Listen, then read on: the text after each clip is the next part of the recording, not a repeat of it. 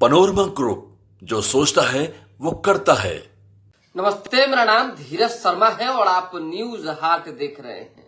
हमारे कार्यक्रम पेपर वाला में आप सभी का बहुत बहुत स्वागत है। तो आज की जो भी मुख्य खबरें एक एक करके चर्चा कर लेते हैं। पहले तो जो लोग जुड़ेंगे, चाहे लोग जो जुड़े हैं, उनको सुप्रभात। दशहरा समाप्त हुआ, कई खबरें हैं और कई खबरों का दौर जो है अब चलने वाला है। चुनावी वर्ष है और आप जान सकते हैं कि किस तरह का माहौल बिहार में होगा। आरोप प्रत्यारोप, छीना झपटी, इधर उधर, मतलब हर प्रक्रिया जो है हर राजनेता, हर पार्टियां अपनाएगी। लेकिन फिलहाल नीतीश कुमार को आज एक झटका लगा। कोई नेता इधर से उधर करता है और खासकर कोई सिटिंग विधायक, तो वो थोड़ी बहुत दिक्कतें होती ही हैं। एक मैसेज जाता ही है कि नहीं भाई, कुछ ना कुछ बात हुआ होगा उस दल में, इसीलिए फलना जो है इस दल में आ गए।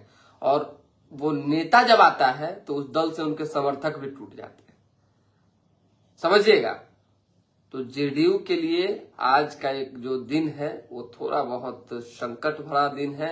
और केवल एक नेता ही नहीं, कई नेता जो है आरजेडी की सदस्यता लेने जा रहे हैं, जिसमें मुख्य रूप से डॉक्टर संजीव परवत्ता विधायक शामिल हैं। हम 1000 बार कह चुके हैं और हमारे कार्यक्रम में आपने सुना होगा। जो लोग रेगुलर दर्शक हैं वो हमें कमेंट करके बता भी सकते हैं कि हमने कहा था कि नहीं कहा था कि डॉक्टर संजीव आरजेडी ज्वाइन करेंगे। हमने कहा था कि नहीं कहा था कि राजद के टिकट से चुनाव लड़ेंगे।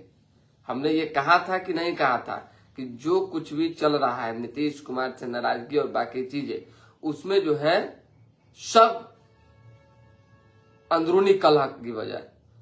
स्वाभाविक सी बात है, मान सम्मान वाले व्यक्ति को आप जो है सम्मान पार्टी के अंदर नहीं देंगे, लॉबीबाजी करेंगे, इधर उधर करेंगे, तो कोई भी आदमी निराश होगा, नाराज होगा और आपका पार्टी छोड़ेगा। उसी समय मन मिजाज जो है डॉक्टर संजीव ने बना लिया था, जिस समय सरकार गिराने जैसी नौबत आई थी। और जब तेजस्वी यादव की ओर से ऑफर आए थे उस समय उन्होंने स्वीकार लिया था। पैसा कौड़ी का जिक्र नहीं है इसमें मान और सम्मान और स्वाभिमान का जिक्र है। और नीतीश कुमार तक अपनी बात जो है डॉक्टर संजीव नहीं पहुंचा पा रहे थे। शायद इसी की वजह थी कि उन्होंने मन बना लिया कि लीजिए इस सरकार को गिरा देते हैं धरान से। लेकिन चलिए, छल बल कल इधर उधर जैसे तैसे जो हुआ सो हुआ। अपनी दोबारा से जो है सरकार नीतीश कुमार ने बना ली, एनडीए की सरकार बन गई। इधर उधर से जो है किस तरह से पटका पटकी करके सारा विधायक सबको खींच के डिटेन करके जोर जबरदस्ती से लाया गया, किसी से छिपी बात है क्या? आज भी जो है जांच जारी है डॉक्टर संजीव के ऊपर, हॉर्स ट्रेडिंग मामले में कितना रुपया लेके जो है इधर उधर हुए हैं, विधायक खरीदने की कोशिश की है, अपहरण का मामला चल रहा है, कई बातें हो रही। खैर, ये तमाम बातें राजनीति में चलती जाती रहती है। लेकिन डॉक्टर संजीव ने फैसला ले लिया है कि वो राजद के टिकट से चुनाव लड़ेंगे, यानी कि आरजेडी आज ज्वाइन करने जा रहे हैं। तेजस्वी यादव सदस्यता दिलाएंगे। ये लगभग तय हो गया है कि एक बुमियारों का चहीता नेता चलिए अपने आप से पार्टी से इधर उधर की लॉबीबाजी से उब के राजद ज्वाइन कर रहा है। एक ये खबर थी, हमने आपको बता दिया कि आज जो है तेजस्वी यादव की मौजूदगी में डॉक्टर संजीव सदस्यता ग्रहण करेंगे राजद के।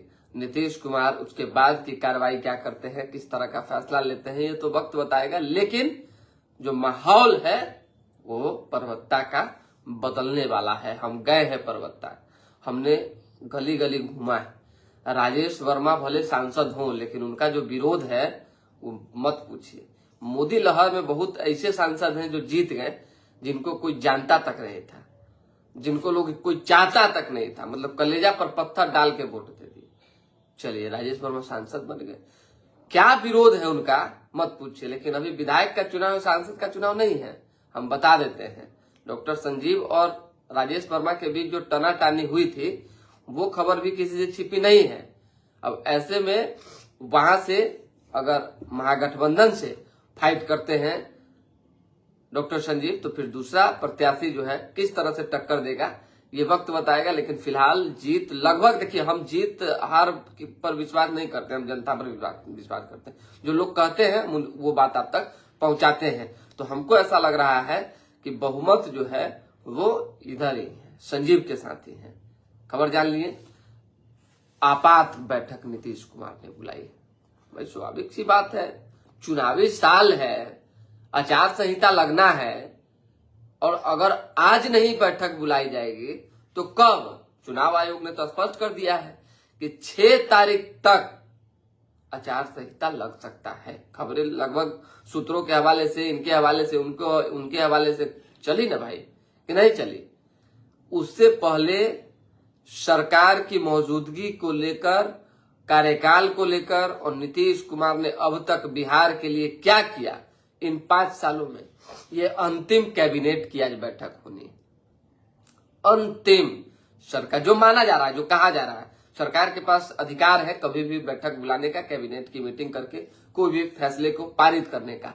लेकिन आज जो कैबिनेट की मीटिंग होनी है उसमें दोनों उप मुख्यमंत्री सहित तमाम वरिष्ठ नेता मंत्री, जिनको मतलब जो ऑथराइज है कैबिनेट की मीटिंग में बैठने के लिए, बड़े सारे अधिकारी मौजूद रहेंगे। और उनकी मौजूदगी में नीतीश कुमार सरकार की अंतिम बैठक, अपने सीएम की मौजूदगी की अंतिम बैठक जो है आज करेंगे। और इस बैठक में क्या क्या हो सकता है, क्या क्या ऐलान होने वाला है, ये जानना भी आपके लिए बेहद जरूरी है। ये हम आपको बता देते हैं, एकदम दिल थाम के बैठिए, कारण है इसके पीछे। क्योंकि जब तक आपको पता नहीं चलेगा कि आज नीतीश कुमार क्या ऐलान करने वाले हैं, तब तक आपको कैसे मालूम पड़ेगा कि भाई नहीं, नीतीश कुमार ने बिहार के लिए बहुत काम किया है। तो सुनिए, एक काम तो ये हो सकता है कि रोजगार को लेकर मुहर और कलम चल सकता है कि चलिए फल्ला विभाग में इतनी, फल्ला विभाग में इतनी, इधर इधर इतनी वैकेंसी निकाल दीजिए। एक ये, दूसरी, गरीबों के लिए, महिलाओं के लिए सोचा जा सकता है। एक बड़े फैसले जो लिए जा सकते हैं वो लिए जाएंगे, नियम कानून बनाने से जुड़ा हो, चाहे किसी व्यक्ति तक पैसा पहुंचाने से जुड़ा हो, हर माध्यम से योजना के तहत जो है काम होगा। साथ ही साथ अन्य जितने लाभकारी योजना है उस पर नीतीश कुमार अपनी मुहर लगा देंगे। स्टूडेंट क्रेडिट कार्ड का लोन जो बकाया राशि है वो भी माफ किया जा सकता है। जो हमारे पास इंफॉर्मेशन है वो हमने आपको बताया है। उसी तरीके से बिजली बिल जितने भी लोगों का बकाया है अब तक का, वो भी माफ किया जा सकता है। जो फैसला लिया जा सकता है, ये हम नहीं कह रहे कि माफ हो रहा है, सब लोग अपना अपना रुपया गत्ते से न जाप के रख लीजिए, मत दीजिए। जो हो सकता है वो हम आपको बता रहे हैं। उसके साथ साथ महिलाओं के खाते में जो है और कैसे जीविका के तहत बेनिफिट पहुंचाया जाए, उनके लिए जमीन मुहैया कराया जाए, रोजगार के अवसर उत्पन्न करवाए जाए, इस पर फैसले लिए जा सकते हैं। कुछ खबरें और हैं जो तफसील से हम आपको बताएंगे, लेकिन पहले जो है थोड़ा रामा सिंह की चर्चा कर लेते हैं और महनार की बात कर लेते हैं। चिराग पासवान के रूठने की बातें हो रही है, लेकिन हम इससे स्वीकार नहीं करते। मतलब हम व्यक्तिगत तौर पर इस पर अपना समर्थन दर्ज नहीं करते हैं। चिराग पासवान कहीं नहीं जाएंगे, जहां है वहीं रहेंगे। हर नेता प्रेशर पॉलिटिक्स करता है, दबाव की राजनीति करता है, और चिराग पासवान जैसे नेता दबाव की राजनीति करने के लिए ही जाने जाते हैं।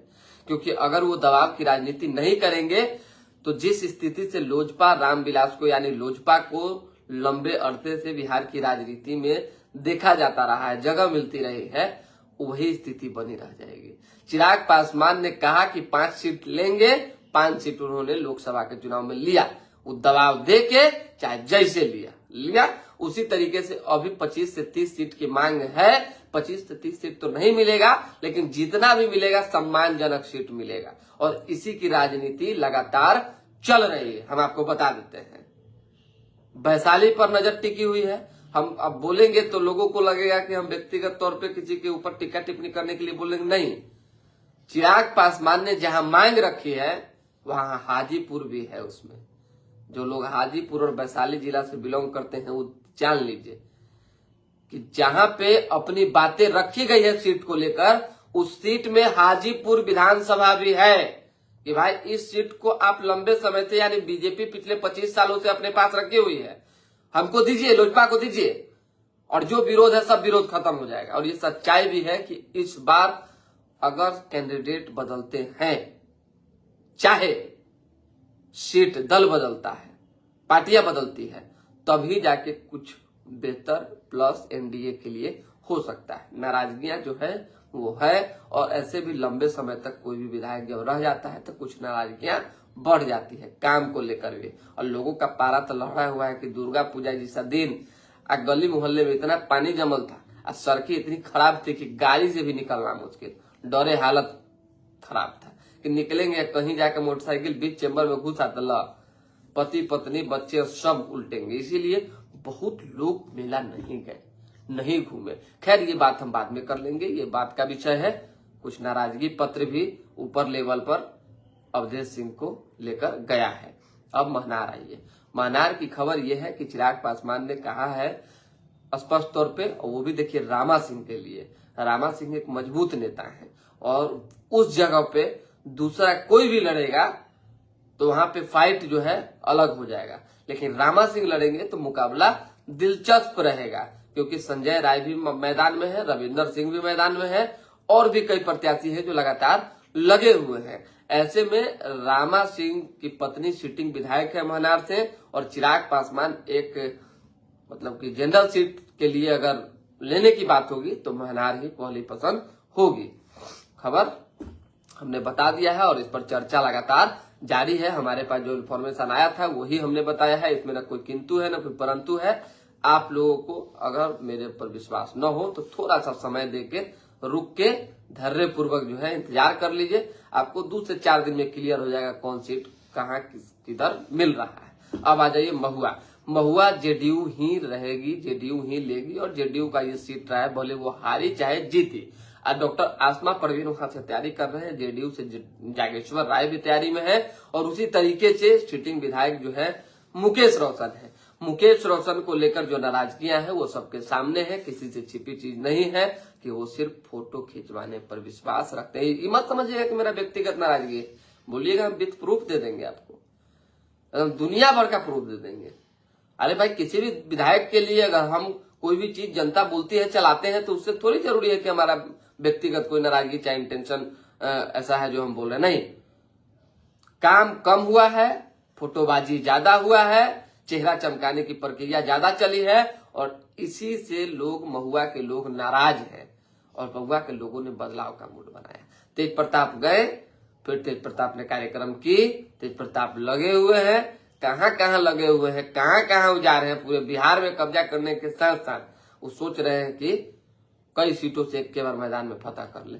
लेकिन क्या होना है वो हमको भी पता है, आपको भी पता है। अंतोगत्वा अगर तेज प्रताप यादव लड़ेंगे, जब भी लड़ेंगे, तो ये जान लीजिए आपकी कितनों तेजस्वी यादव कुछ बोल ले, वो किसके सह से लड़ेंगे, कौन सहयोग करेगा, वो राबड़ी देवी अच्छे से जानती हैं। और लालू यादव का दिल भी जो है अब धीरे धीरे करके नरम हो गया है, क्योंकि पत्नी की बात हर पति का मानना सबसे पहला धर्म है, और बड़े बेटे के लिए माँ का दर्द छलका है, बहनों का दर्द छलका है, और पिता का भी दर्द छलकेगा। भाई भले कठोर हो जाए लेकिन भाई को समझाने की कोशिश जारी है। महुआ में आसमा परवीन लगातार तैयारी में है, जेडीयू टिकट देगी, ये हमारे पास जो इन्फॉर्मेशन हमने बताया है, और लगभग ये फाइनल है कि आसमा परवीन को ही जेडीयू टिकट देगी अगर एनडीए को सीट को जीतना है तब। लॉजिक समझिए, कारण समझिए, क्योंकि एक मयान में जो है 2 तलवार संभव नहीं है, यहाँ 3-4 को तलवार घुसाने की कोशिश हो रही है। अब जेडीयू से अगर आसमा परवीन के लिए टिकट कटता है, चाहे जेडीयू वहां से चुनाव नहीं लड़ती है, फिर भी आसमा परवीन चुनाव लड़ेंगे, हम जो जानते हैं, फिर भी लड़ेंगे। उनके पास जो 30-40-50 हजार वोट है, वो वोट जो है कहां जाएगा, आप समझिए बात को। उसी तरीके से जेडीयू लड़ेगी तो वो वोट कहां जाएगा, महागठबंधन से लड़ेंगे वो वोट कहां जाएगा, निर्दलीय कुछ लोग लड़ेंगे वो वोट कहां जाएगा। ऐसे में जेडीयू को ये लगभग सोचना है, और माइंड वेकअप जो है नीतीश कुमार ने भी किया है, जो बड़े नेता है, जो नेतृत्व है, जो सोच विचार रहे हैं कि महुआ में आसमा परवीन को ही आगे बढ़ाना है। खबर हमने बता दिया। नीतीश कुमार की योजनाओं की बात हम कह लें तो आज जो कैबिनेट की बैठक होगी 3 बजे के करीब, उस बैठक के बाद बिहार में एक अलग सी राजनीति चलेगी और एक अलग सा माहौल बनेगा। कुछ और सवालात हैं आप लोगों के पास तो पूछ सकते हैं, बाकी लगभग यही खबरें हैं जो हमने आपको बताया है। राजा पाकर महेंद्र राम। देखिए एक चीज जान लीजिए, आप कितना भी बोलिए कि राजा पाकर मांगे महेंद्र राम, लेकिन राजा पाकर में संशय बरकरार है एकदम जबरदस्त तरीके से। राजा पाकर वहां जेडीयू लड़ेगी कि नहीं लड़ेगी, मतलब कोई चीज क्लियर नहीं है, बिल्कुल ही तय नहीं है। भाई महुआ भी लड़ेगी जेडीयू और राजा पाकर बगल वाला सीट भी जेडीयू लड़ेगी, कैसे संभव है? सो बताइए कैसे संभव है? आए उसके जस्ट तंका आगे पातेपुर कह रहे हैं कि वैशाली, कैसे संभव? नहीं संभव है। तो थोड़ा सा इंतजार कीजिए धैर्यपूर्वक और सोचिए समझिए। आसमा परवीन का लड़ना तय है, अगर जदयू दिया तो ठीक, नहीं तो जनसुराज से। अच्छा अविनाश जी कह रहे हैं, अविनाश रंजन जी एकदम सही बोल रहे हैं आप एकदम। देखिए आप अगर आपके पास इंफॉर्मेशन है तो बिल्कुल सटीक है और ये सच्चाई है कि डॉक्टर आसमा परवीन को सबसे ज्यादा वहां के जो है लोग चाहते हैं, तो वो महिलाएं और खासकर जो युवा हैं वो, क्योंकि 5 साल तक जो प्रत्याशी लगातार काम करता रहा हो उसको कोई कैसे भूल सकता है? सीधी सी बात है। अब आ जाइए राणा संजय कुमार सिंह जी, महुआ से कोई अशफाक कर ना अशफाक करीब आए, रुपया पैसा वाले आदमी हैं, मोटगर आदमी हैं और हवा की तरह उड़ गए। पूर्व सांसद अशफाक करीम की जो आप बात कर रहे हैं, कई कॉलेज भी सब है उनका, हमने पहले भी चला दिया है कि वो नहीं है कहीं, वो रेस से बाहर हो गए हैं। लालगंज के बारे में पूछ रहे हैं अक्षय नाथ जी, लालगंज का क्या हाल? लालगंज का ठीक है, लाल देखिए जो सीटिंग है वो सीटिंगे रहेंगे, संजय सिंह वहां से लड़ेंगे, इसमें कहीं कोई किंतु परंतु नहीं है। बात जो है अनु शुक्ला की रही, तो अनु शुक्ला के लिए एनडीए विचार विमर्श में है। हम महागठबंधन की बात नहीं कर रहे हैं, महागठबंधन क्या सोच रही हो महागठबंधन जाने, लेकिन एनडीए के कई नेताओं ने पटना में चर्चा चलाया है कि अनु शुक्ला को मनाकर जो है उनको कहीं शिफ्ट किया जाए, कहीं जगह दिया जाए, ताकि जो सवर्णों का वोट है उस पर निशाना साधा जाए। हाँ एगो खबर और बताए थे मुकेश सहनी को लेकर, हम कल लगातार हम कहते रहेंगे तो आप लोग को याद रहेगा, नहीं तो भूल जाते हैं आप लोग। मुकेश सहनी आ रहे हैं इधर, इसलिए आ रहे हैं क्योंकि वार्ता जारी है। आप देख नहीं रहे हैं अभी कहाँ है, कितने हैं बताइए? तरह तरह सब प्रक्रिया चल रहा है, कौन किससे किनको मिलवा रहा है ये भी जो है किसी से छिपा बात नहीं है। मुकेश सहनी लगातार आला कमान के टच में है और वो जल्द आ रहे हैं। ये भाई साहब कमेंट्स वाला सेक्शन नहीं दिखता है, कभी कभी कमेंट आता है चला जाता है। अच्छा ठीक है, जितने भी कमेंट्स हैं हम कल से दूसरे फोन से देख के जो है रिप्लाई करेंगे और आज भर के लिए माफी चाहते हैं, और कुछ कमेंट्स का रिप्लाई हम कमेंट में जाकर रिप्लाई करके देंगे। फिलहाल के लिए दे हमें इजाजत, हमारे साथ बने रहें, देखते रहें न्यूज हाट।